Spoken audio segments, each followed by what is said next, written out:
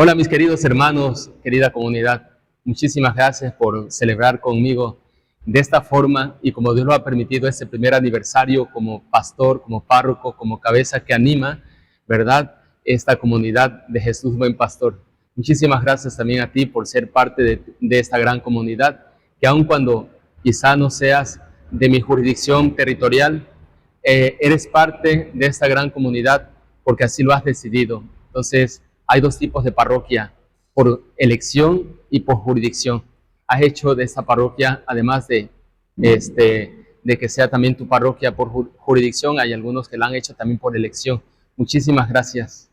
Y bueno, pues estamos nuevamente aquí en el programa de testimonios. Me da muchísimo gusto en esta ocasión, ¿verdad? Recibir a Xochitl, es aquí de la capilla de Nuestra Señora del Rosario y también de nuestra parroquia. Bienvenida, Xochitl, al programa. Muchas gracias. Y bueno, pues es una mujer que la veo comprometida con el Señor, ahí donde la ha puesto, ¿verdad? Ella trabaja, tiene que trabajar, es mamá y pues no puede comprometerse en alguna pastoral, pero estoy segurísimo, y eso es lo que nos va a compartir, que donde Dios la ha puesto a ella, y eso me recuerdan la Gaudium et Spes, ¿verdad? Gozos y esperanzas, es un documento del Concilio Vaticano II que pues la iglesia en el mundo actual estamos llamados a hacer presentes a Cristo, todos consagrados como sacerdotes y consagrados por el bautismo, los laicos, todos donde estemos. Entonces, me recuerda a este documento Xochitl, porque es una mujer comprometida, y donde está ella, donde va ella, donde la envía el Señor, ella vive su fe, y quien vive su fe con autenticidad hace presente a nuestro Señor Jesucristo y es constructor de la civilización del amor de la que nos hablaba ya Pablo VI, Papa de feliz memoria. Así que muchísimas gracias por estar aquí, Xochitl, y bueno, vamos a comenzar el programa, ¿verdad? Pidiéndole al Señor el don del Espíritu Santo, porque no venimos a presumirnos a nosotros mismos, venimos a compartir la obra que Dios ha hecho en nosotros, y por eso necesitamos la luz, la asistencia, el auxilio del Espíritu Santo para que nos ayude, ¿verdad? Revisando hacia atrás en la historia que nos está tocando tejer todos los días, ver las manifestaciones de Dios a través de los acontecimientos y personas, ver de qué manera nos va llevando el Señor y va haciendo con la acción de su Santo Espíritu que hagamos proceso de conversión y santificación. Así que hagamos entonces esta breve oración en el nombre del Padre y del Hijo y del Espíritu Santo. Señor, bendito y alabado seas. Gracias, gracias por tu amor. Gracias por tu misericordia, que la has manifestado desde el principio hasta este presente. Gracias por la obra que estás haciendo en tu hija predilecta, Xochitl. Gracias, Señor. Te pido para ella el don de tu Santo Espíritu. Comunícale las gracias que ella necesita recibir en estos momentos para mantener vivo este amor fiel a ti, este amor generoso siempre dispuesto a darse. Dale don de tu Santo Espíritu para que le inspires las palabras que tú quieres que nos comunique y la forma de comunicarlo. Pero también danos a nosotros el don de tu Santo Espíritu, que lo necesitamos. Unos más que otros, pero todos estamos en el combate de la fe todos los días. Y necesitamos de tu asistencia, de tu auxilio. Sin ti no podemos nada. Por eso aquí estamos, Señor, dispuestos a recibir tu Santo Espíritu. Que venga en auxilio de nuestra debilidad, de nuestra humanidad. Y así entonces sepamos descubrir las luces que nos quieres dar y los mensajes que quieres también transmitirnos a través de Xochitl. Y finalmente son una gran invitación de ti a través de ella a la conversión, a la perseverancia, a dar vuelta a la página y comenzar de nuevo. Apoyados en ti, Señor, solamente apoyados en ti. Danos el don de tu Santo Espíritu. Y así entonces asistidos por ti, sensibles a los llamados que nos haces. También, como Xochitl, queremos ser fermentos de salvación aquí en esta familia que nos has puesto, en esta comunidad que nos has puesto, con estos amigos, en estas circunstancias que estás permitiendo vivamos. Te lo pedimos. A ti que vives y reinas por los siglos de los siglos. Amén. Santa María, Madre de la Iglesia, ruega por nosotros. en el nombre del Padre, y del Hijo, y del Espíritu Santo. Amén. Xochitl, pues adelante, como si estuviéramos viendo la película de su vida, ¿verdad? Que vista desde la fe es historia de salvación. Compártanos. Muchas gracias. Pues bueno, soy Xochitl Enríquez Hernández, hija de padres muy sencillos. Mi papá era albañil de oficio, mi mamá campesina, y bueno, soy producto de un segundo matrimonio de ambos. Ellos primero mi papá tenía una familia grande, tengo 10 hermanos, y mi mamá, 3 hermanos más, entonces he sido muy bendecida en cuanto a hermanos. Y bueno, crezco en una familia donde Dios casi no se escuchaba. Era poquito lo que nosotros conocíamos de Él. Como muchas familias, teníamos imágenes, teníamos un Cristo, pero en realidad una enseñanza profunda o un acompañamiento no lo tuvimos. Mis papás me dicen que cuando me bautizaron en la Divina Providencia, había un cirio grande, lo cual me hace pensar que me bautizaron en Pascua. Y así fue, con el difunto padre Garfias.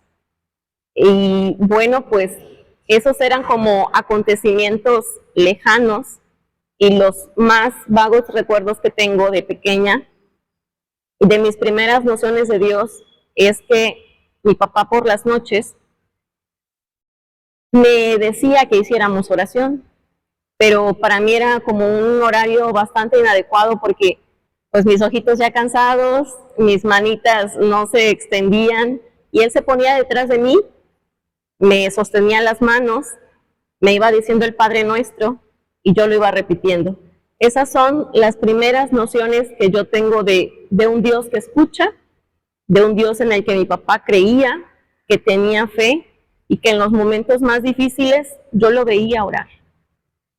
Después llegamos aquí a la colonia cuando eran dunas de arena, había cornizuelos, cabillos, mala mujer, había nopales y no había capilla, pero había una comunidad que con mucho esfuerzo, aquí en la esquina había una bomba de agua, bombeábamos agua, mis hermanos que eran más grandes acarreaban el agua, no había luz, no había ningún servicio. Y bueno, en medio de esa pobreza que se vivía aquí en la comunidad, una de mis tías, mi tía paterna, le pide a mi papá que si por favor podemos acompañarla, recibirla en casa porque ella iba a ser operada, al parecer, de la vesícula biliar. Entonces mi papá muy contento, pues ella teniendo su casita, quería estar con nosotros convaleciente y les dijo que sí. El detalle fue que no fue un problema de vesícula, sino que era un cáncer.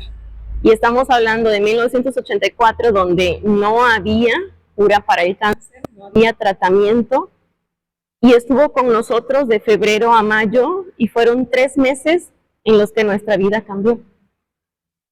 Porque pues nosotros no teníamos ni siquiera una Biblia en casa, y cuando ella se entera que tiene cáncer y que va a morir, pide a mis primos una Biblia.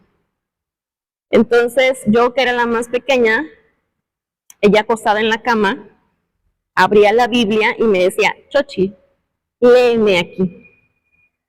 Y comenzaba a leerle y yo recuerdo que le leía las parábolas, las bienaventuranzas, el evangelio, y me decía, ¿le entendiste?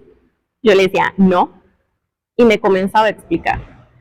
Entonces, ese fue como el primer momento en el que yo me sentí acompañada en una explicación de algo que yo no conocía y que veía como muy misterioso, ¿no? Un libro que yo no conocía pero que decía cosas que a ella yo le veía cómo le reconfortaban en el alma. En esos 3 meses, aquí comenzaron algunas personas a juntar niños para ir a darles como catecismo, y mi mamá nos pidió que fuéramos que fuéramos con ellos.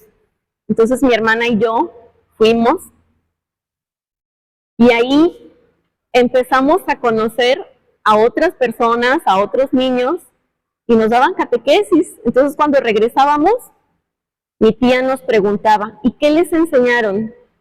Y yo creo que lo que le contestaba le empezó a preocupar, y le dijo a mi mamá, Linda, no dejes que las niñas vayan con esos hermanos porque son hermanos separados.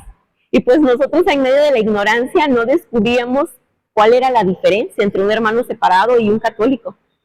Entonces, pues ya no nos dejaba, pero alguien más se dio cuenta de la misma situación. Ese alguien fue una vecina nuestra, doña Toñita, la primer catequista de aquí, y comenzó a moverse, y fue con el padre Octavio, que era el párroco de Cristo Rey, y le dijo la situación que se estaba viviendo y que no había capilla.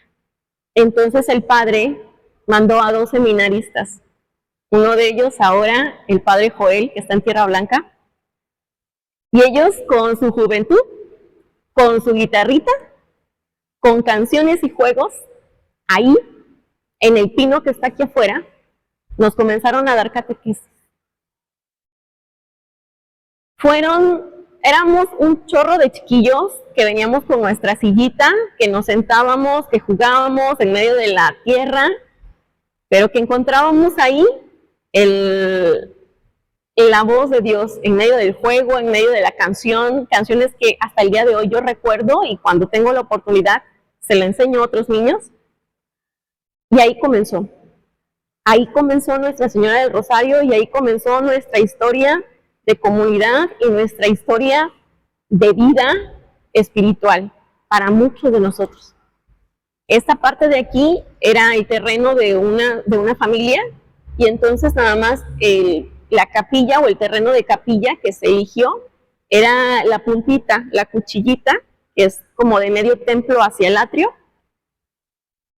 Y la comunidad comenzó a cortar de los pinos, de los troncos de los pinos, comenzaron a levantar un techito, y ahí veníamos todos los chiquillos a recibir el catecismo por parte de doña Toñita, que en medio de sus limitaciones, en medio de su quehacer, porque era una mujer con una familia grande, nos citaba a las 7 de la mañana, 7:30 en su casa, terminaba de dar de desayunar, y nos llevaba a todos los chiquillos a Cristo Rey, cuando todavía era la cabañita. Y ahí comenzamos. Mi tía falleció, y fueron situaciones que yo de niña no entendía, pero que me sentía acompañada por esa mujer, por esa señora catequista, que me trataba de explicar los acontecimientos que yo no alcanzaba a entender porque estaba yo chiquilla. Hice mi primera comunión, y cuando el padre Octavio me confesó, recuerdo, no sé qué le dije, ni sé qué me dijo, pero recuerdo que después de la confesión yo me solté a llorar. Y doña Toñita me abrazaba y me decía, ¿pero por qué lloras? ¿Te regañó? Yo le decía, no. ¿Te dio un coscorrón? No. Y entonces, pero yo no sabía explicarle, porque tenía yo tantas cosas en mi corazón de pequeña que no sabía. Ahora pienso, ahora quiero pensar que era la gracia, ese encuentro de encontrarnos con, esa forma de encontrarnos con Jesús, lo que era más grande y que se desbordaba de mi corazón. Después de que hice mi comunión, estuve un tiempo asistiendo todavía al catecismo, pero no había catequistas para perseverancia u otros grupos. Y fue hasta que tuve 15 años cuando una vecina me dijo que no había catequistas, que doña Toñita ya no estaba y había otra señora, pero que no era suficiente. Me dijo, deberías de ir a prepararte. Le dije que sí, pero con queriendo que esa fecha no se llegara, hasta que un día me dijo, el miércoles comienza la preparación de catequistas en Cristo Rey. Y fui. Y era así como un trato. Yo iba a entrar al bachillerato y era así como un trato. Mira, tú haces que yo quede en el bachillerato y yo sirvo a lo que tú quieres. Pero yo creo que Dios se había reído de mí y no quedé. Y de todas maneras continué en la preparación y comencé a dar catequesis en Cristo Rey y después aquí en la capilla. Ya cuando vine para acá, ya la capillita era de material, pero era muy pequeñita, ahí en la esquinita. Y ahí comencé con los niños en las mañanas, con los más pequeñitos, y en la tarde con los de preparación. Iba a Cristo Rey, les entregábamos a los papás unas hojas de trabajo, y bueno, ahí continué. Me pidieron que me preparara, comencé a estudiar, pero como todo joven de 17 años, pues había un grupo de jóvenes y yo quise integrarme a ese grupo de jóvenes. Y creo que fue la experiencia de las más bonitas y de las que le doy muchas gracias a Dios, porque de no haber sido por la catequesis y por el grupo de jóvenes, yo creo que mi vida hubiese tomado otro rumbo. Y fue ahí donde encontré compañía, acompañamiento, compañía de amigos que conocí, que fueron sumamente un aporte enorme a mi vida. Comencé a tratar sacerdotes, comencé a vivir de una manera en que ya no era la chica normal que asiste a la escuela, sino que ya era alguien que tenía un propósito, que tenía una función, que tenía un sentido de vida.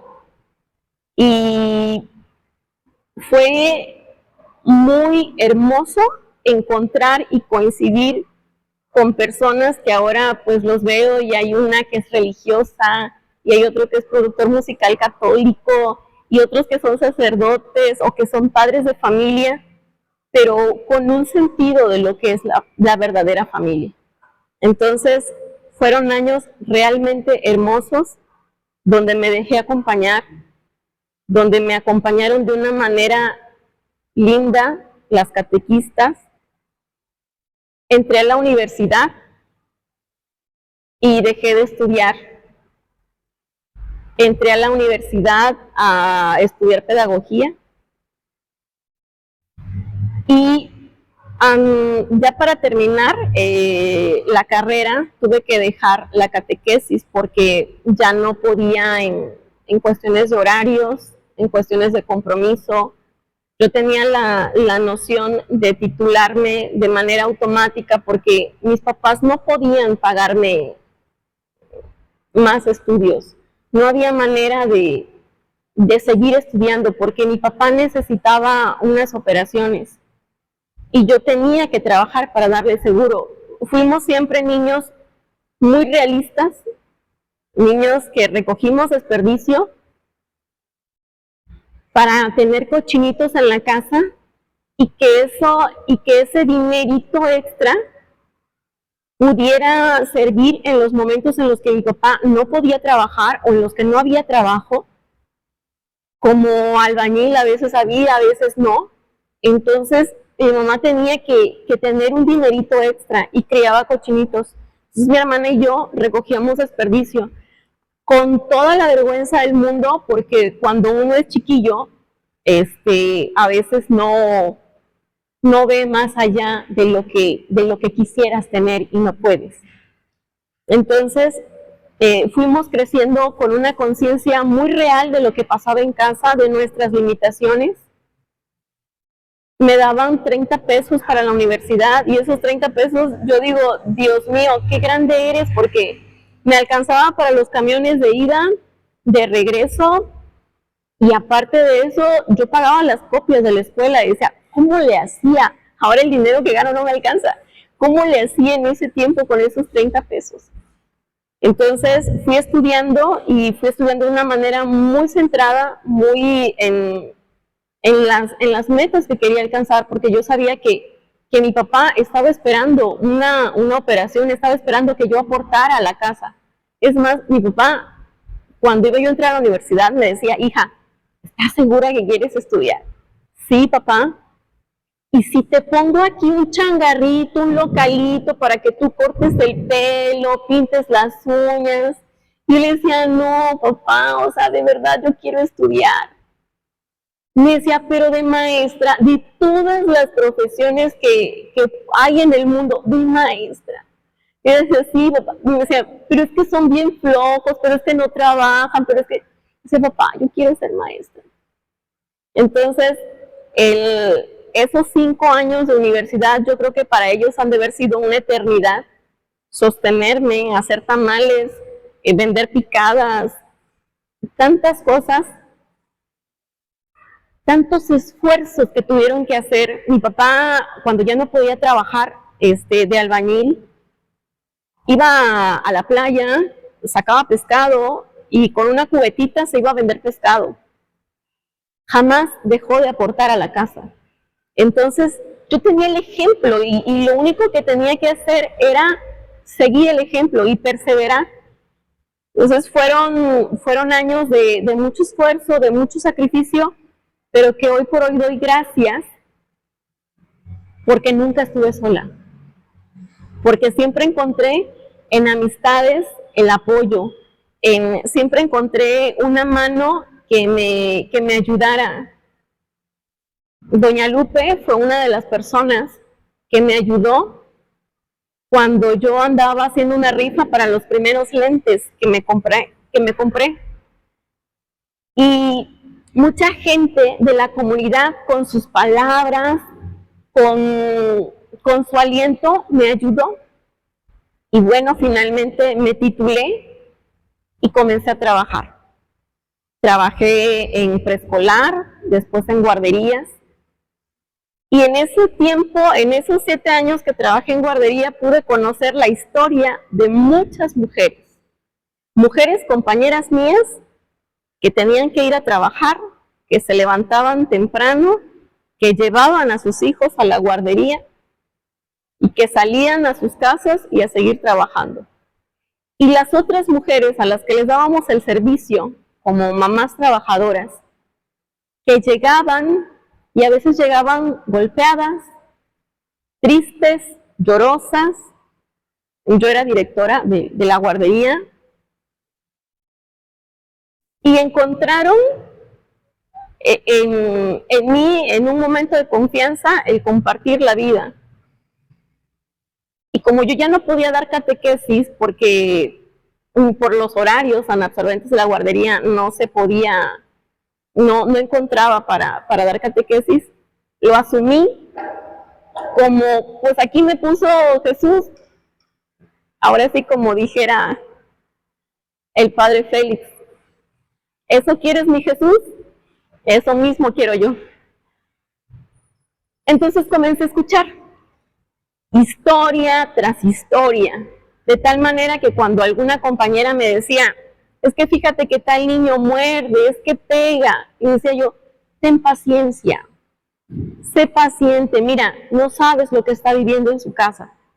Ahí comprendí que la empatía era lo mínimo que nosotros podíamos tener con esa mujer que dejaba a sus hijos para irse a trabajar y que regresaba a veces mucho más tarde del servicio que nosotros le podíamos ofrecer.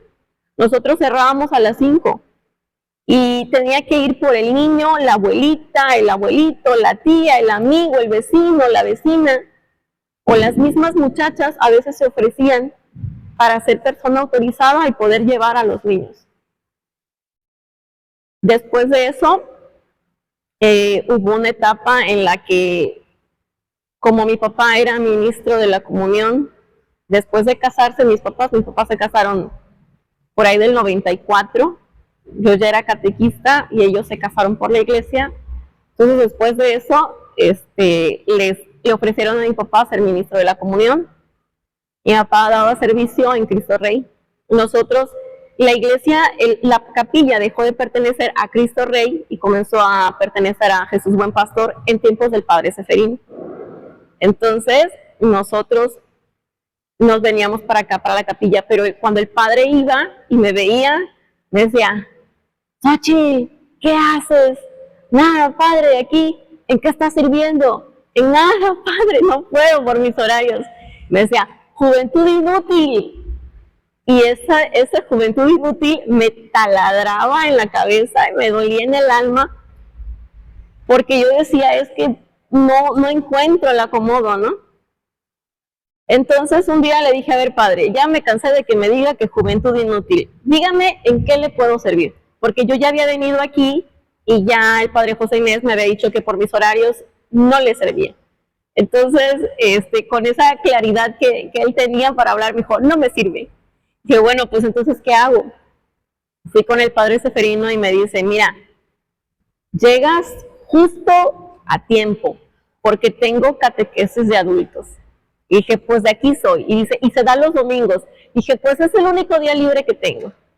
Y comencé a trabajar con él en la catequesis de adultos. Y fue una experiencia muy bonita, porque es conocer y acompañar otras vidas que uno va descubriendo cómo Dios va haciendo esa aparición, ese encuentro en sus vidas. Y yo me sentía muy contenta. Para esto cambian de párroco aquí y llega el padre pastor. Entonces dejo de trabajar en Cristo Rey para incorporarme aquí a trabajar en Jesús Buen Pastor con las catequistas. Y le digo un día que me voy a casar. Lo invito a la boda y me dijo, no voy a ir porque no estoy muy de acuerdo. Pero bueno, me metió en crisis, pero lo acepté. Me casé, dejé de trabajar en guardería, comencé a trabajar con las misioneras eucarísticas de la Santísima Trinidad en el Colegio Pacelli. Fueron 6 años de trabajo hermoso, donde conocí la espiritualidad de la cruz. Ahí trabajaba con adolescentes, con las chicas de secundaria, y fue todo un reto, porque venía de trabajar con niños y con adultos, y de repente encontrarme con chicas que a esa edad están en nadie me entiende y todo es o muy bueno o exageradamente malo. Fue un reto trabajar con ellas. Pero bueno, finalmente ahí estuve. Tuve a mi hija, pero antes de tener a mi hija, Dios se tomó el tiempo de hablarme de una manera muy especial. Un 28 de junio del 2009, por la mañana me hice una prueba de embarazo y descubro que estoy embarazada. Mi esposo y yo decidimos no decir nada, ni abrimos la puerta de la casa. Mis papás vivían enfrente. Y dijimos, no vamos a decir nada hasta que en la semana me haga una prueba de sangre y ya les podamos dar la sorpresa. Ese día mi papá se fue a dar servicio a Cristo Rey y después pasó a una funeraria. Las misas aquí en la capilla eran a las 12 del día. Estaba el padre Edgar de vicario y en ese mes había una misión en la parroquia. Y en mi casa había cuatro chicos. Isaac Ramírez, exseminarista, Luis Ángel, exseminarista, el ahora padre Guadalupe y el ahora padre Vicente. Estaban en la casa. Y yo le había dicho a mi esposo, mira, que es un esfuerzo, los vamos a recibir, pero yo sé que Dios nos va a bendecir. Entonces ya tenían casi el mes en casa cuando yo descubro que estoy embarazada. Y ese día estábamos a la mitad de la misa y vienen por mi esposo unos vecinos y se lo llevan, pero no regresaban. Entonces llega la hora de comulgar y me formo hasta el final de la fila que daba en el atrio y veo a lo lejos una camioneta blanca, mi esposo y los vecinos. Y dije, algo pasó. Y recuerdo que antes de comulgar le dije, Señor, lo que sea, lo pongo en tus manos. Eso se lo dije, clarito. Pasé, comulgué, me senté y llega mi esposo y le digo, ¿qué pasó? Me dice, tenemos que hablar. ¿Pero qué pasó? Me tomó de la mano, me sacó y me dijo, tienes que ser fuerte. Y yo sabía que lo único por lo que tenía que ser fuerte era mi papá, porque mi mamá estaba aquí. Entonces le dije, ¿es mi papá? Me dijo, sí. Le dije, ¿está muerto? Al principio no me quiso decir, después me dijo que había habido un accidente en Jicotencat y Esteban Morales, un camión lo había atropellado y había fallecido. Y había que ir a reconocer el cuerpo. Lo único que salió de mi boca fue no, como 20 veces. Dije no, no, no, no. Sentí un dolor en el vientre y me dijo, recuerda que estás embarazada. Salí corriendo, pero al momento en que salí corriendo, salió la gente de la misa y me alcanzaron. Me alcanzó mi mamá, que ya se me había olvidado que estaba aquí. Le dije, fuimos a casa y llegó el padre Edgar, los seminaristas. El padre nos abrazó, hizo oración con nosotros y nos dijo, es el momento de poner en práctica lo que hemos escuchado. El evangelio de ese día era el de la hija de Jairo. Me dijo, es momento de poner en práctica todo lo que acabamos de decir. Cuando yo regresé, más o menos como a las 6 de la tarde de los trámites, pude ver en la comunidad la mano y el Espíritu de Dios. Mi mamá estaba mal, pero la casa estaba lista para recibir el cuerpo de mi papá. La comunidad se abocó, acomodó la casa, pusieron sillas, focos, café, pan, todo estaba listo para recibir a mi papá. La comunidad nos arropó de una manera increíble. 2 amigos míos estaban ahí, Padre Pedro y el Padre Pastor. Cuando el Padre Pastor me quiso decir algo de la concupiscencia y el mal en el mundo, dije, Padre, el Ministerio Público me dijo que si pedía cárcel para el chofer que atropelló a mi papá, le acabo de decir que no. Nada de lo que haga la justicia del hombre me va a regresar a mi papá. Y ese hombre no lo hizo a propósito. Tiene familia, porque él se debe quitar la familia y el sustento a alguien que lo necesita. Ahí queda, Padre. Les dije que estaba embarazada.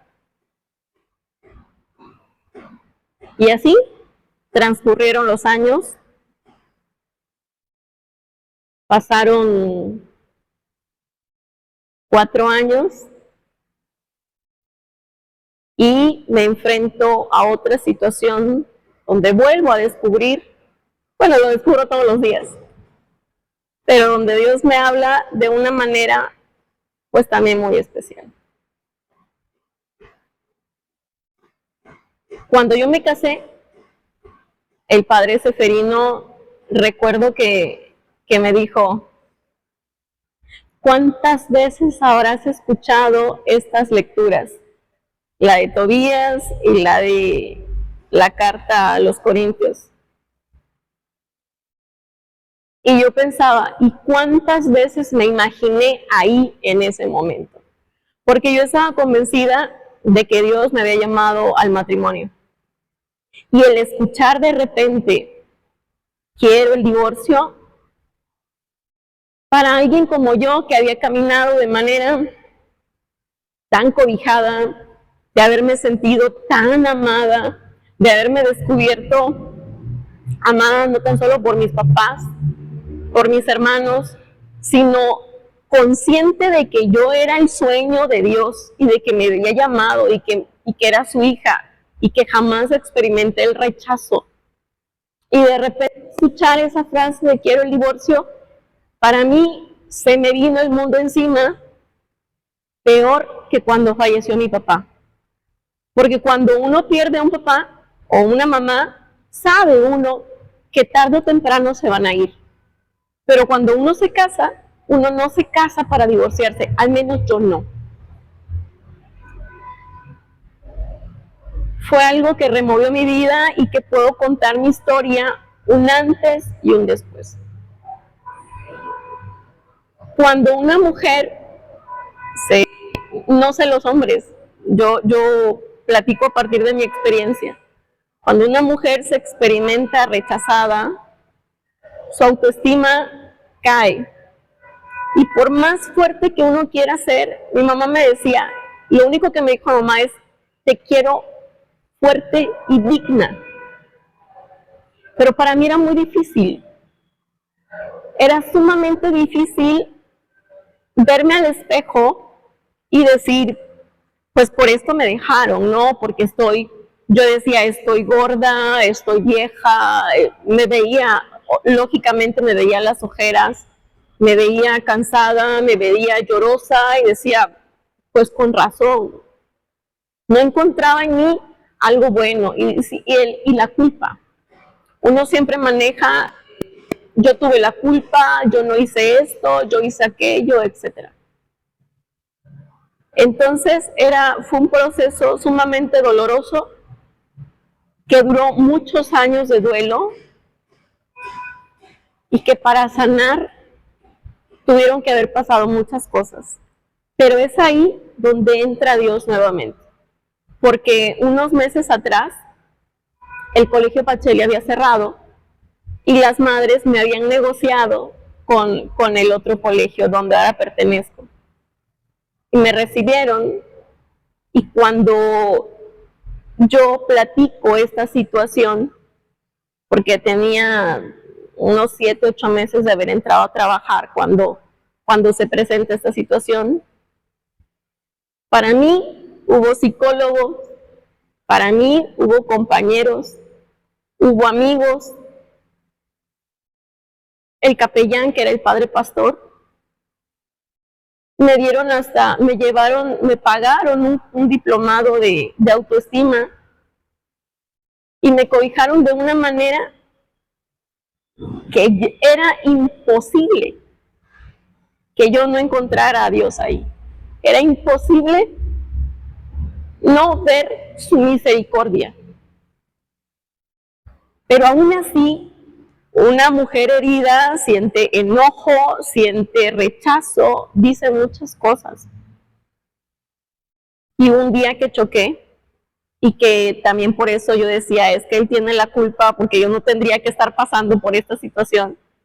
Una de las hermanas religiosas me tomó de los hombros y me dijo, a ver, Xochitl, esto no es provocado por él. Esto no es algo que él quiera. Ni Dios lo quiere para ti tampoco. Pero tienes que ver que por una debilidad que él tuvo,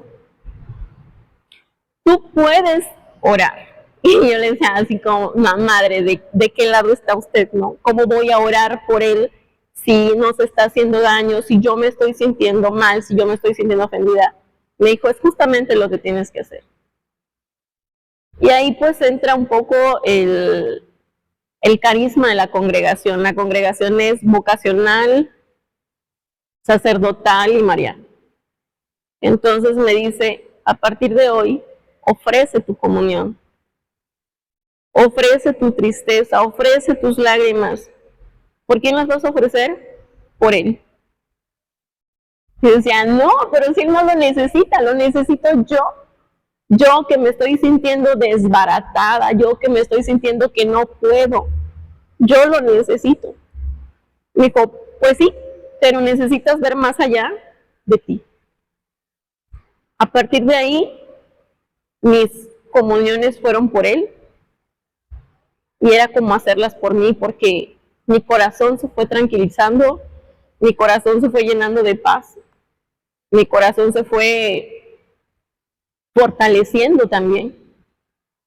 Y bueno, pues después de esa situación, yo no puedo decir que a 9 años somos grandes amigos, no lo somos, pero al menos nos respetamos, somos conscientes que tenemos una hija por la cual nos desvivimos, por la cual nos tenemos que comunicar y vivimos en el respeto uno del otro, uno de la vida del otro. Hay ocasiones en las que surgen problemas, pero que a la luz de Dios uno va encontrando la solución. Y cuento mi historia después del divorcio porque a partir de ahí uno se da cuenta de que Dios le tiene tantos regalos y va sacando uno tantas capacidades, tantos dones, tantos regalos que tenías escondidos y que no te habías dado cuenta. A partir de ahí me descubrí fuerte, me descubrí que podía dar mucho más y sobre todo descubrí el verdadero sentido de mi vocación, porque creo que no lo había entendido. Cuando yo me sonaba la palabra divorciada, yo decía, es que fracasé en mi vocación. Hasta que hubo alguien que me dijo, no, la vocación va más allá de un estado de vida. Y tu vocación es tu opción, y tu opción es Jesús. Tu llamado es Jesús. Tu llamado está en que puedes continuar haciendo Jesús presente en tu vida y en la vida en las vidas que vas tocando. Entonces, a partir de ahí, así ha sido. Descubrir día a día a lo que Dios nos está llamando. Descubrir también, como decía, el carisma de la congregación sacerdotal. Entonces, el acercarme a algún sacerdote, el orar por ellos y el decirle a los niños, oremos por los sacerdotes, ha sido un consuelo, ha sido una misión que a lo mejor me he apropiado, pero que de cierta manera encuentro consuelo, encuentro esperanza, porque los reconozco como puentes, porque en toda mi vida he sido acompañada por sacerdotes. Y eso es una bendición, y eso yo quisiera que muchos jóvenes tuvieran, que muchos jóvenes pudieran encontrar, o muchos adultos pudieran encontrar un sacerdote, pero cada día son menos. Entonces orar por ellos es lo más pequeño que puedo hacer. Y pues yo creo que todos los días Dios nos habla de alguna u otra manera, en la sonrisa del chiquillo travieso, en el problema, en la dificultad, en los retos, en las alegrías, pero a veces no queremos oír. Yo he encontrado sus llamados de manera a veces fuerte, porque yo creo que soy tan dura para entender algunas cosas, que a veces ha tenido que hablarme de una manera muy especial. Pero estoy sumamente agradecida porque ha sido misericordioso y una muestra enorme de su amor cada uno de los llamados y cada uno de los encuentros que ha tenido conmigo.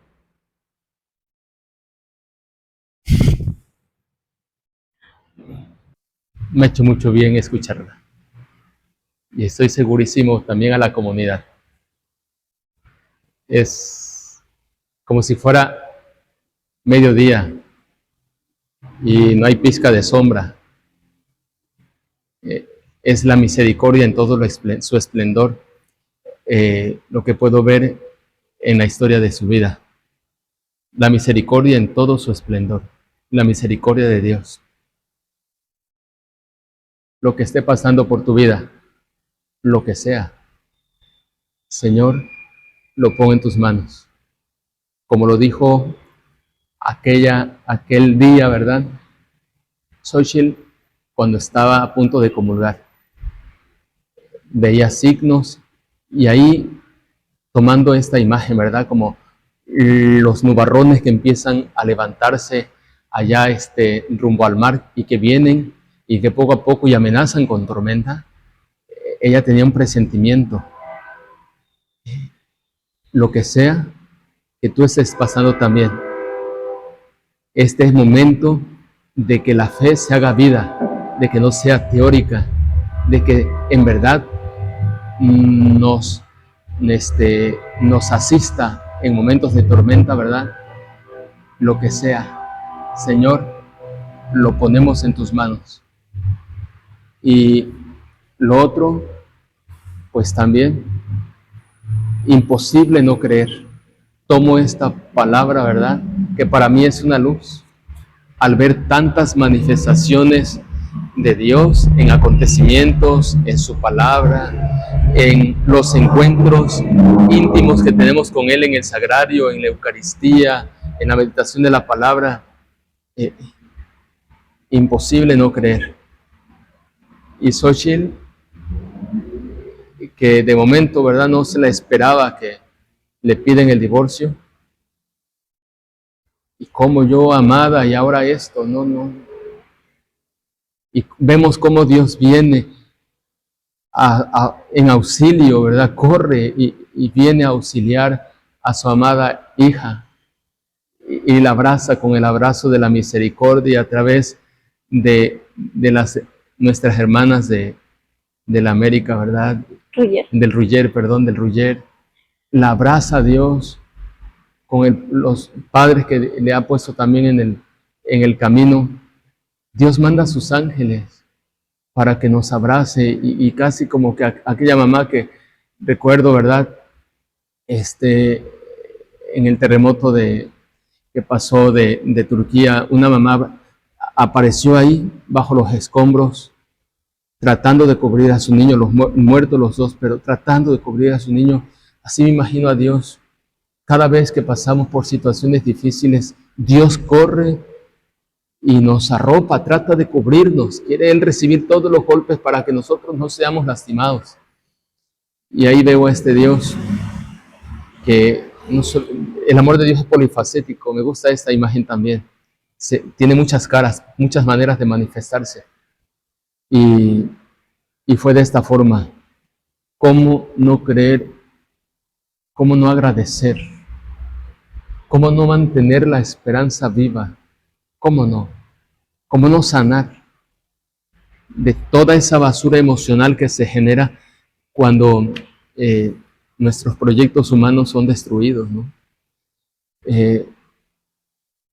Y bueno, pues no me queda más que agradecerle al Señor y pedirles a ustedes, acérquense a la iglesia. La iglesia es nuestra madre y es nuestra maestra. Como madre nos quiere amamantar, nos quiere acompañar, nos quiere guiar, pero como maestra nos quiere instruir, nos quiere pastorear para que no nos perdamos. Y me hacía mucho ruido que cuántas personas vemos en la comunidad y que algunas vienen de manera circunstancial, ¿verdad? Pues Dios las ha traído, pero me viene esta gran luz. ¿Cuántas personas no estarán, como en el caso de Xochitl, necesitadas pues eso, de que sean acompañadas, de insistirles a que se dejen acompañar. Y por eso es que veo que algunas, ay padre, pues yo fui con los mormones, pero ya hace un mes estoy con los cristianos. Pero también estuve con los testigos de Jehová y ahora vengo aquí. ¿Cuántas personas, verdad? Porque no sabemos distinguir y que nos hace falta instrucción, formación. Xochitl, pues, yo también veo la providencia y de eso les doy testimonio, aunque el testimonio es de Xochitl, porque yo le estaba pidiendo al Señor, Señor, pues envíanos a alguien que nos ajustamos a su horario, pero necesito para acompañar adultos, ¿verdad? Necesito en la bolsa de trabajo que nuestro Señor Jesucristo ofrece a través de Jesús Buen Pastor, pues necesitamos gente cualificada, personas católicas cualificadas para que sepan acompañar. Y alguien que ha sido bien acompañado, yo creo que sí puede acompañar. Y porque tiene toda la experiencia de fe y toda la capacidad técnica y pedagógica. Entonces, pues le pedimos que lo lleve, que lo haga oración, ¿verdad? Porque sí necesitamos, de verdad que necesitamos. Ahora mismo están nuestras misioneras de la cruz capacitando a todos los que quieran ser catequistas. Necesitamos. Y ahora el proyecto es agruparlos por edad, de 6 años. Vamos a comenzar de 6 años, los de 7 años, los de 8 años, los de 9 años, así por edad, porque es más fácil la transmisión de contenidos, es más fácil el acompañar por esta evolución de nuestro COI, ¿no? Coeficiente intelectual. ¿Cuánto nos ama el Señor? De verdad que ha sido un gran regalo esto. Soy el primer beneficiado de lo que les decía. Es que en la misión somos los primeros beneficiados y de verdad que muchas gracias. El tiempo se nos fue volando. Perdón que últimamente no sé qué me pasa, que soy muchillo. Yo creo que algo está pasando. Va a tener que ir iba a decir al psicólogo, ¿no? También voy a ir al sagrario a ver qué está pasando. Me he vuelto muy sensible, ¿eh? Soy así gritón y como quieran, pero soy un chiquillo, tengo corazón de pollo. Bien. Muchas gracias, Xochitl. Gracias por dejar que lleguemos hasta ustedes.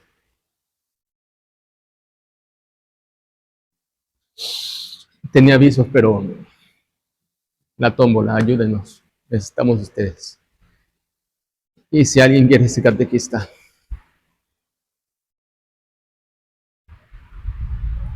Jesucristo a través de mí los necesita. Gracias, chiquilla. Nos vemos la próxima semana. El Señor esté con ustedes. Con tu espíritu. Y la bendición de Dios Todopoderoso, Padre, Hijo y Espíritu Santo.